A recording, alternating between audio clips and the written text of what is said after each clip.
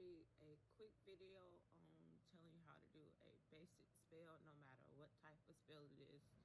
This is basically going to give you the tips of just how to do it.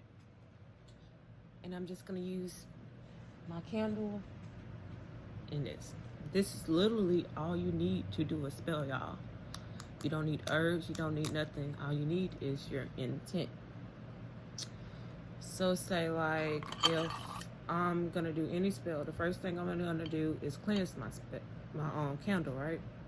Whether there's smudge, sage, Palo Santo, Florida water. If you don't have any type of smudge or nothing, you can use sea salt and water. Just make sure it's melted and put it around and all this stuff. And then if you do have herbs and you are knowledgeable with doing spells, then you would dress your candle, right? But also everything you put in there to dress it has to be cleansed as well. So say like if you want to pray to cleanse it, you can do it that way. But I prefer smoke when it comes to like herbs and food, that type of stuff on your spell. So I use smoke for that. Or I would put Florida water in a spray bottle and just spray it generally around the area, not directly on it. So yeah, all you have to do is write on your candle, prosperity, right?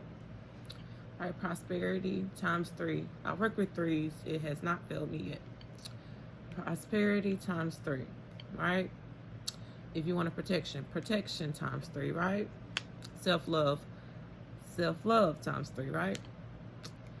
Write that on your candle. If you're doing it for yourself, if it makes you feel better, you can write on the bottom of your candle. But also take those tabs off, so you can write your name at the bottom of the candle, and you write those affirmations on there. You don't have to write on the candle. You can use some paper and write it on the paper and set your candle on it, because the whole thing is with spells is your intent. So that's why I said you don't need materials. You don't need those herbs and stuff. You can do spells with just yourself and salt and water. So say like I have court coming up, right? And I need to do whatever to win the court. Sometimes, little spells work. Sometimes you have to keep certain spells going to get consistent change, depending on the severity of the situation. But court case spell, I got a ticket and I have court Wednesday. Today's Friday or some shit.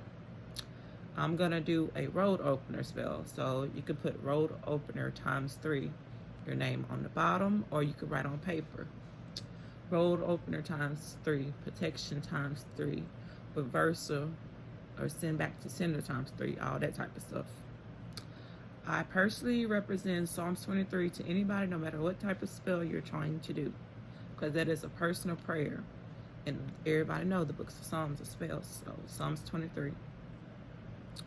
I'm going to recite Psalms 23. This is after I invoke my ancestors or whatever spiritual guides you want to protect you as you do this spell, right? So you also have to cleanse your area before you light this candle. Make sure you remember this. Cleanse your area and open a door and window to let whatever's out before you light your candle. So I have cleansed my area. I've got my candle ready. Now I am ready to light it up. The first thing I'm going to do is ask my guides and ancestors to protect me. And then I'm going to say Psalms 23 as I light the candle. And then I'm going to say my own little personal prayer, and that's it. I play binaural beats depending on what type of spell I'm doing. I like to use the heart chakra frequency because that's for positive change. So that's a hint as well to help you. And yeah, just wash it. Make sure if you do put anything in there, you have to wash your flame. Make sure it don't go out. If it do go out, if you have to fix something, make sure you smudge whatever you're using to stick in there. So like if you use a match, smudge the light to move around the earth, because sometimes, if you're not used to doing it, you will overcrowd it. Or oils or whatever, and you have to move the stuff around. Just make sure if you're using your finger or something else, it's cleansed. And don't put your candle out. Let it go. If you're worried about fire safety and you have to leave, don't blow it out. Use something to snuff it out. And when you get back home, just relight it. Just make sure you have to, if you do have to put out, make sure you're cleansing your hands or cleansing the area again before you have to relight it. So that is the gist of a basic spell. Like I said, you don't have to write on the candle. You can write everything I said on a paper and put it under the candle. It's all about you and your intent. And really all we need is our intent.